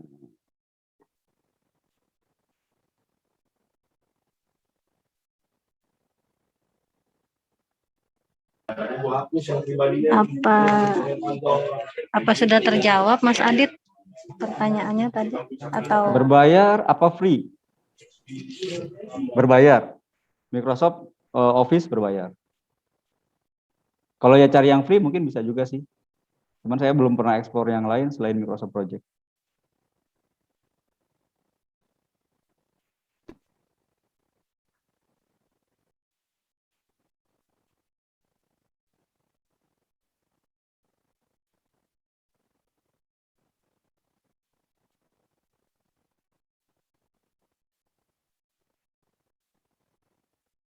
Nanti saya coba cariin deh kalau ada, nanti saya tunjukin.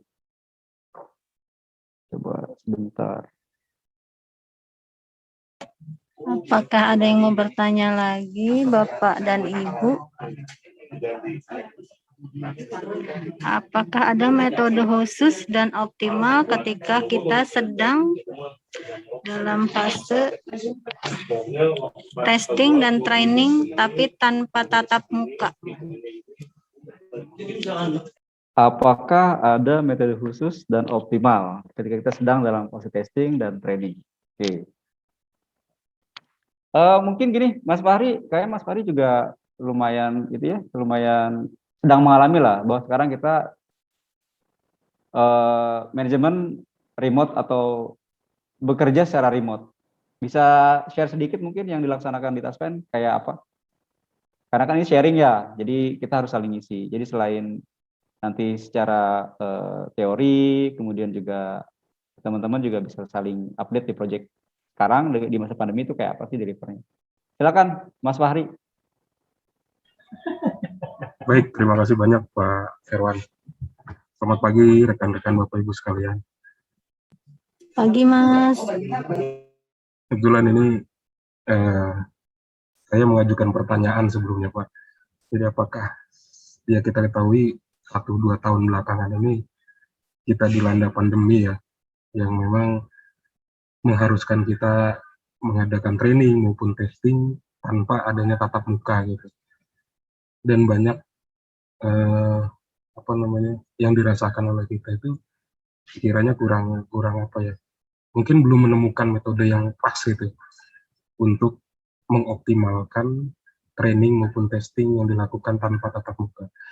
Adapun kalau experience di kita ya, khususnya di Project Trustbank ini, di mana kita melibatkan hampir 57 cabang yang tersebar di Indonesia, itu memang kita memiliki satu dukungan yang kuat, khususnya di Direktur Utama PT Taspen itu sendiri, yang menjunjung tinggi bahwa ketika suatu produk yang baru akan di-launching, tidak mesti manufaktur itu menjelaskan secara detail atau secara teknis ya ke para penggunanya, melainkan kita berikan wadah yang yang informatif ya, sehingga mereka bisa mengulik sendiri, dan juga kita tetapkan beberapa agen yang knowledge-nya kuat ya untuk membackup entah itu bagian manajerial seperti halnya kepala cabang gitu ya, maupun tim teknis yang kita tempatkan di pusat, Pak. Karena dengan adanya agen ini itu sangat membantu untuk mentransfer knowledge para proses bisnis owner-nya ya. Karena memang perubahan itu kan sangat sulit ya untuk disampaikan dalam waktu dekat gitu. Sedangkan project itu kaitan erat akan aplikasi operasional Taspen itu sendiri. Tapi memang sampai saat ini Pak, saya jujur masih belum menemukan metode maupun cara yang dinilai optimal dan efektif seperti halnya kita tatap muka sih Pak. Mungkin itu Pak Irwan. Mungkin ada dari Pak Fandi ya, mungkin yang selaku tim Ismu. Ya, terima kasih Mas Fahri. Setuju Ya. tadi mungkin Pak Ispandi bisa sharing Pak di change management untuk pengelolaan eksekusi training dan testing yang sekarang berjalan di Taspen seperti apa Pak? Oke Pak, terima kasih Pak. Selamat pagi rekan-rekan. Ini izin sharing nih dari pertanyaannya Mas Fahri sebenarnya. Ya ini mungkin ini ya sesi sharing ya sebetulnya. Ya, buat kita sama-sama sebetulnya memang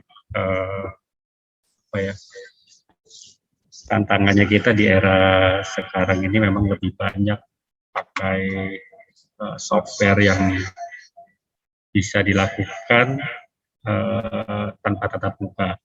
Tapi memang kalau kita bilang secara ideal, memang kondisi-kondisi tertentu bisa jadi ideal. Tapi juga di situasi lain itu bisa jadi juga bisa dibilang tidak ideal atau mungkin lebih tepatnya nggak efektif gitu ya. Nah, poinnya sih sebetulnya tanpa tatap muka ini ada beberapa tools yang biasa dipakai untuk sharing gitu ya.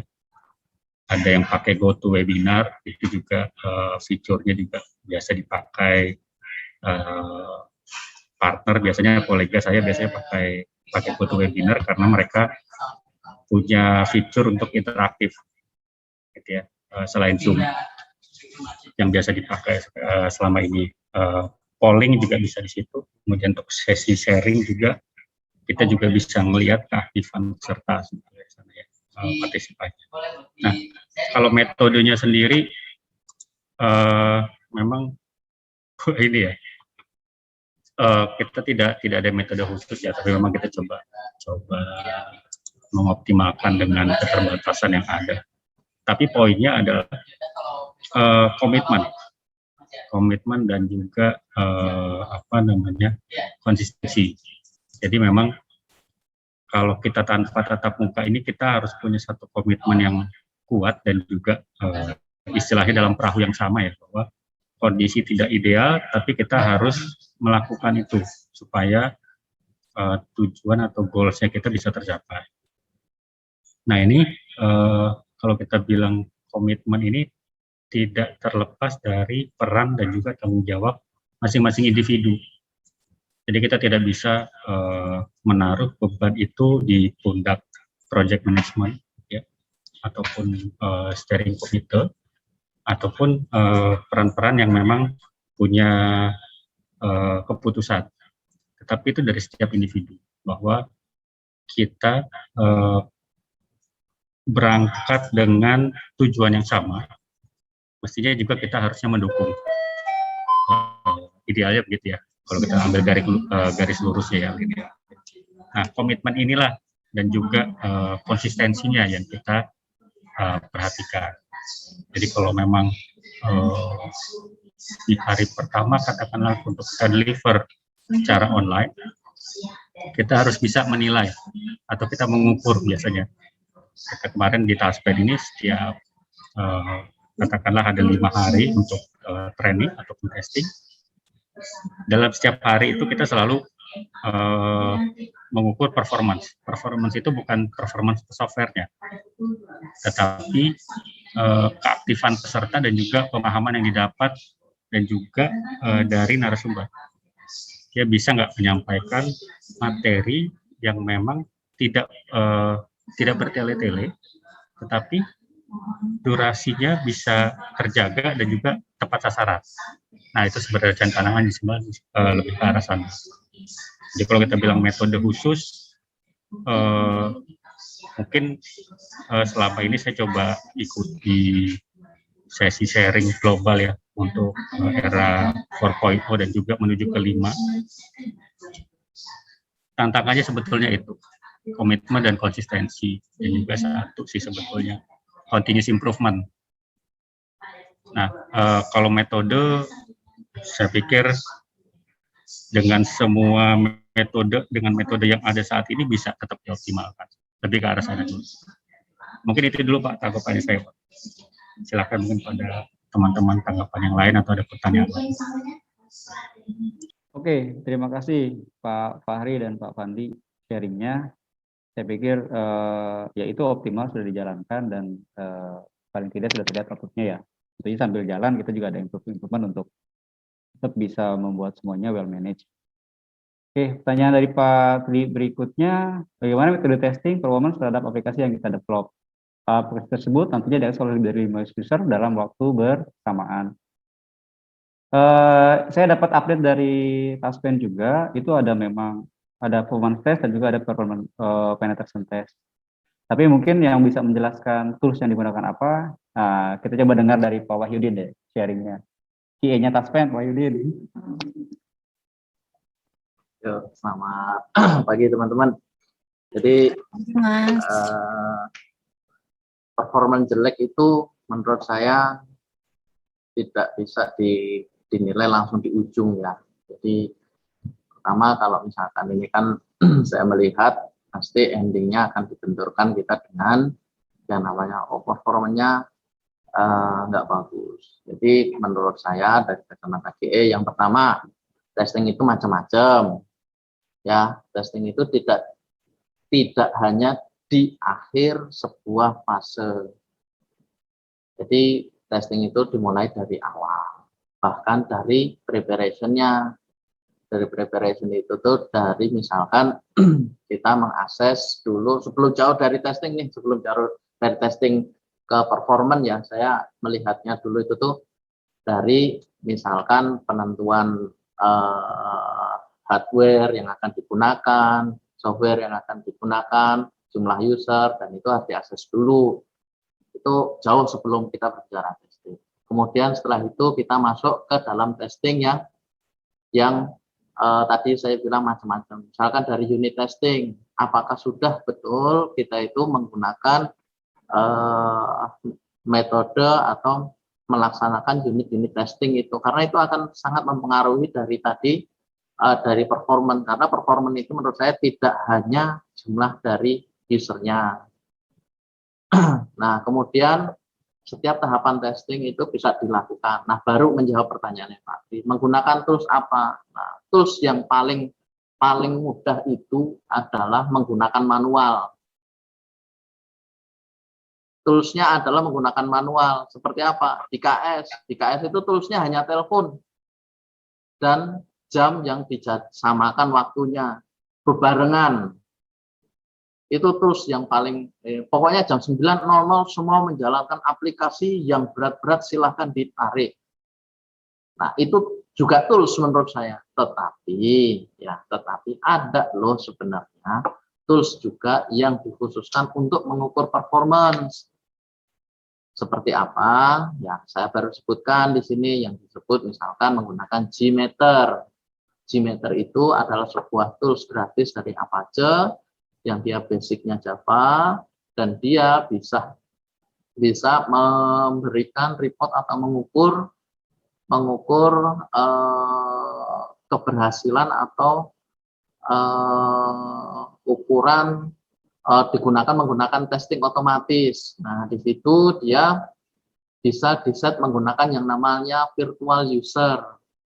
Ya, virtual user itu bisa kita set 1000 user dengan 100 kali looping. Tapi itu sekali lagi itu adalah hanya software dan tools. Kadang-kadang orang itu mengukurnya adalah menggunakan perasaan juga. Seperti tadi dibilang, kalau di KS waktu MES dulu mau menjalankan, saya ingat Pak Hide ini pelopornya, saya kenal yang namanya stress test atau apa. Itu hanya sesimpel jam 00 kita menjalankan, jam 9 ini nanti di monitor di itu juga menurut saya juga tools. Tetapi kalau ada tools yang lebih mudah atau yang biasa digunakan di dalam GE itu biasanya gunakan Gmeter, Pak. Itu yang paling populer. Ada macam-macam sih, cuman yang paling populer dan gratis itu bisa digunakan, tetapi efektivitasnya saya bilang belum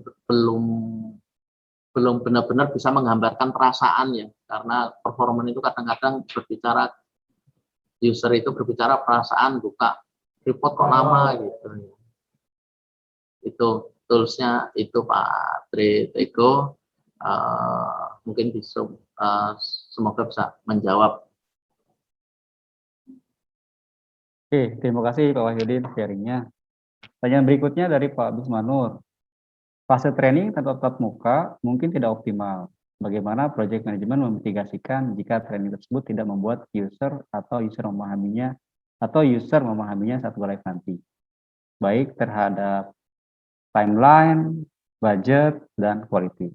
Oke, betul sekali Pak, bahwa saat ini yang kita ketahui training itu harus tatap muka, agar kita bisa tahu mana yang paham, yang mana yang tidak.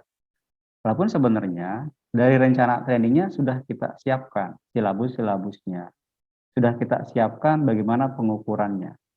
Ada free test dan juga ada post testnya. Kemudian kita bisa lihat profisiensi levelnya dari masing-masing peserta berapa gitu ya. Ini kita tetapkan mana yang masuk, mana yang memenuhi target tercapai, mana yang tidak gitu ya. Dalam masa pandemi ini kita berimprove, kita berinovasi, apa yang harus kita lakukan manakala kita tidak bisa melakukan training secara tatap muka. Kan show must go on gitu ya. Kita nggak mungkin menunda project hanya karena kita tidak bisa melakukan training. Biasanya, mungkin nanti tim change management juga bisa ikut bantu. Biasanya kita bahas dulu dengan counterpart bahwa kita punya kendala. Kita nggak bisa tatap muka karena aturan pemerintah, karena mungkin aturan prokes di zaman saat ini seperti itu gitu hambatannya.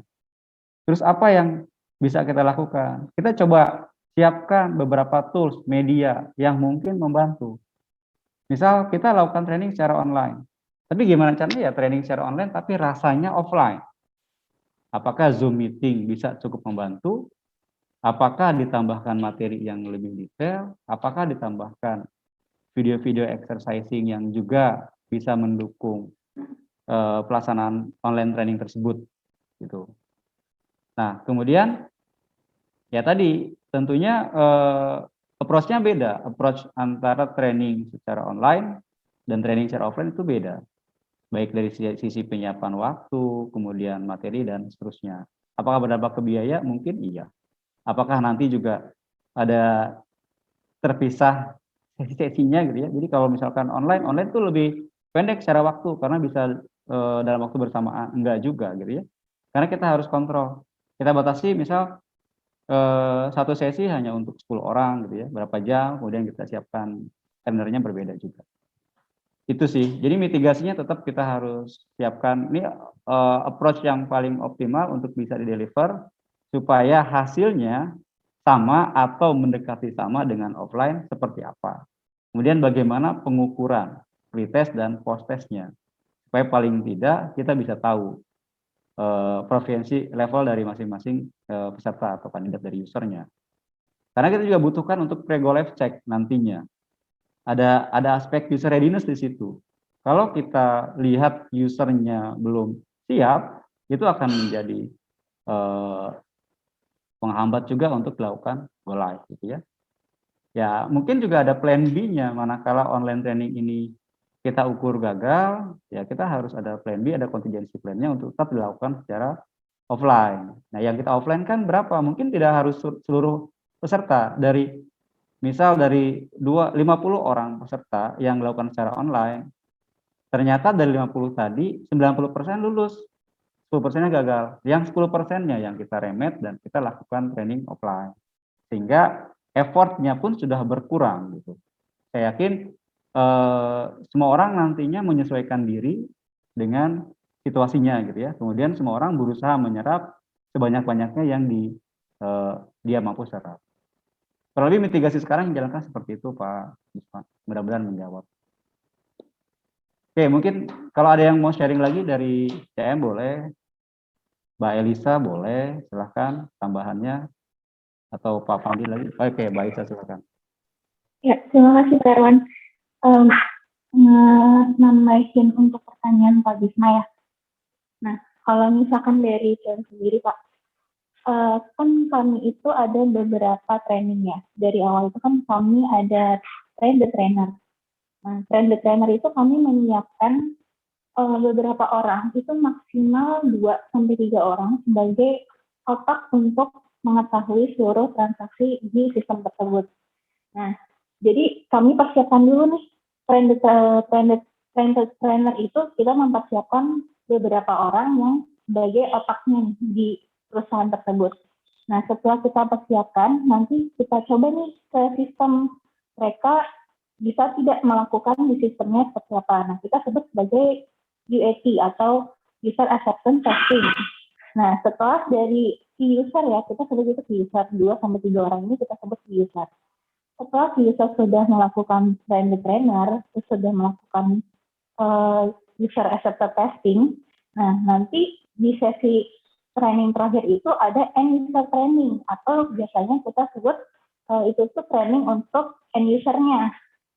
Nah, end user ini pasti untuk jumlah orangnya lebih banyak. Nah, ketika ini dilakukan secara online, kita tidak bisa mengetahui bahwa apakah seluruh orang ini mengikuti training atau tidak. Nah, tapi dari project management kita udah sama-sama satu paham bahwa kesuksesan project itu tidak hanya dari sisi kita sebagai KIP, tapi harus juga dilakukan oleh sisinya perusahaan tersebut. Jadi dari sisi kami untuk ini apa kita meminimalisir untuk timeline-nya tidak menambah banyak, budgetnya tidak menambah banyak, dan tetap kualitasnya terjaga. Jadi untuk menjaga 3 hal tersebut, dari project management kita udah satu pemikiran bahwa dari kami, dari KIP, kami akan memberikan training kepada beberapa orang, dan terakhir itu adalah initial training untuk banyak orang. Nah, ketika kita melakukan training dan ternyata hasil post-testnya itu ada beberapa orang yang kita ya remedial gitu ya Pak ya. Nah, kita pergunakan nih orang-orang yang sebagai key user ini untuk di luar dari timeline project itu melakukan training tersendiri. Jadi secara project itu tidak terhambat, tetap dari timeline-nya bagus, budgetnya bagus, dan kualitasnya bagus, Tetapi dari sisi perusahaan tersebut, mereka juga melakukan planning di luar dari timeline project. Seperti itu sih Pak Erwan, kalau misalkan dari ICM. Terima kasih Pak. Terima kasih banyak Mbak Elisa atas sharingnya. Oke, ya saya sedikit nambahin. Sebenarnya apa yang tadi saya lakukan itu bagian dari project management juga. Jadi project manager itu tidak harus tahu semuanya, tidak harus bisa jawab semuanya. Jadi kita serahkan ke yang ahli. Kayak tadi pertanyaan mengenai metode testing, ada Pak Wahyudin di QA yang jago gitu ya. Kemudian terkait dengan change management, ada Pak Fandi, ada Mbak Elisa, atau mungkin member yang lain yang punya kompetensi di bidangnya. Karena project manager itu bukan Superman yang harus tahu semuanya. Paling enggak kita manage siapa yang ngerti itu yang dibenarkan. Kita hanya manage aja, manage dari pekerjaannya. Mungkin itu satu gambaran. Jadi di meeting pun kurang lebih kayak gitu sih bentuknya. Bahwa kita tidak harus selalu di depan jawab semuanya, tapi kita bisa mendeliver layanannya berdasarkan kompetensi dari resource kita. Oke, mungkin secara materi sebenarnya hanya sampai sini. Jadi di minggu depan itu kita akan bahas sisa dari knowledge area-nya. Karena kebanyakan kalau saya tambahin, jadi minggu depan ada project resource management, kemudian masuk ke cost management, kemudian nanti ada communication, ada quality management, ada communication, masih banyak beberapa lagi. Gitu ya. Jadi hari ini mungkin sampai sini dulu, mudah-mudahan. Oh iya, sudah capture screen belum ininya, latihannya? Kalau belum saya tayangkan sekali lagi. Nanti materi mungkin setelah saya tambahkan sumber-sumbernya, saya bisa share melalui tim KDLC. Saya share dulu ya, latihan-latihannya supaya teman-teman mau nyoba.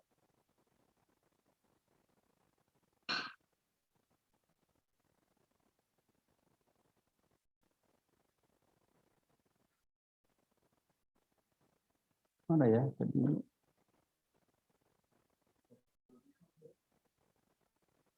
Jadi halaman berapa sih?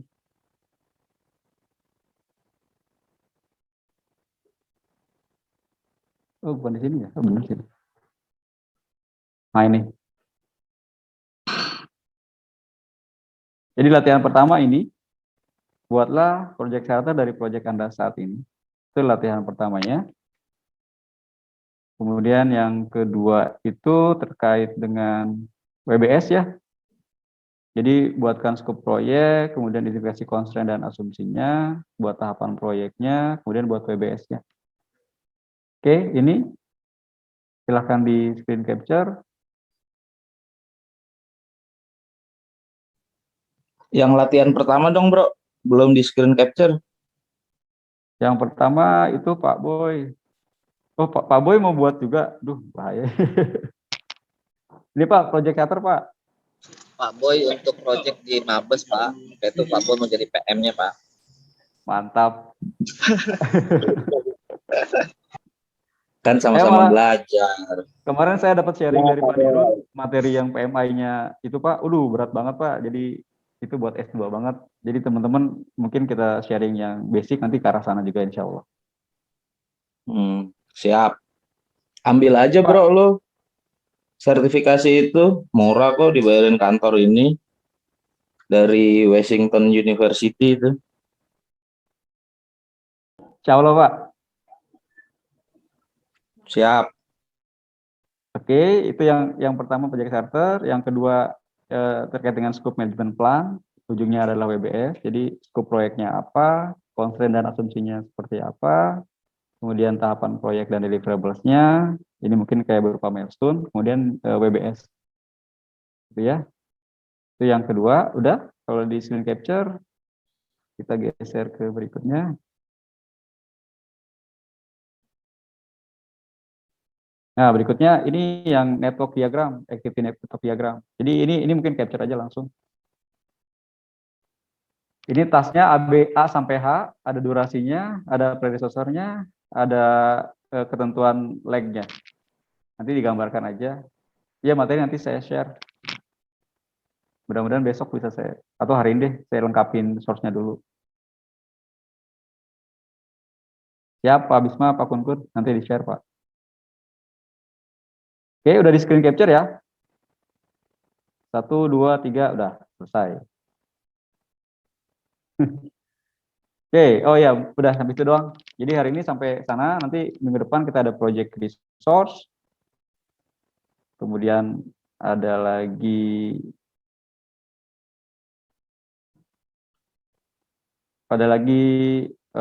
quality dan seterusnya lah.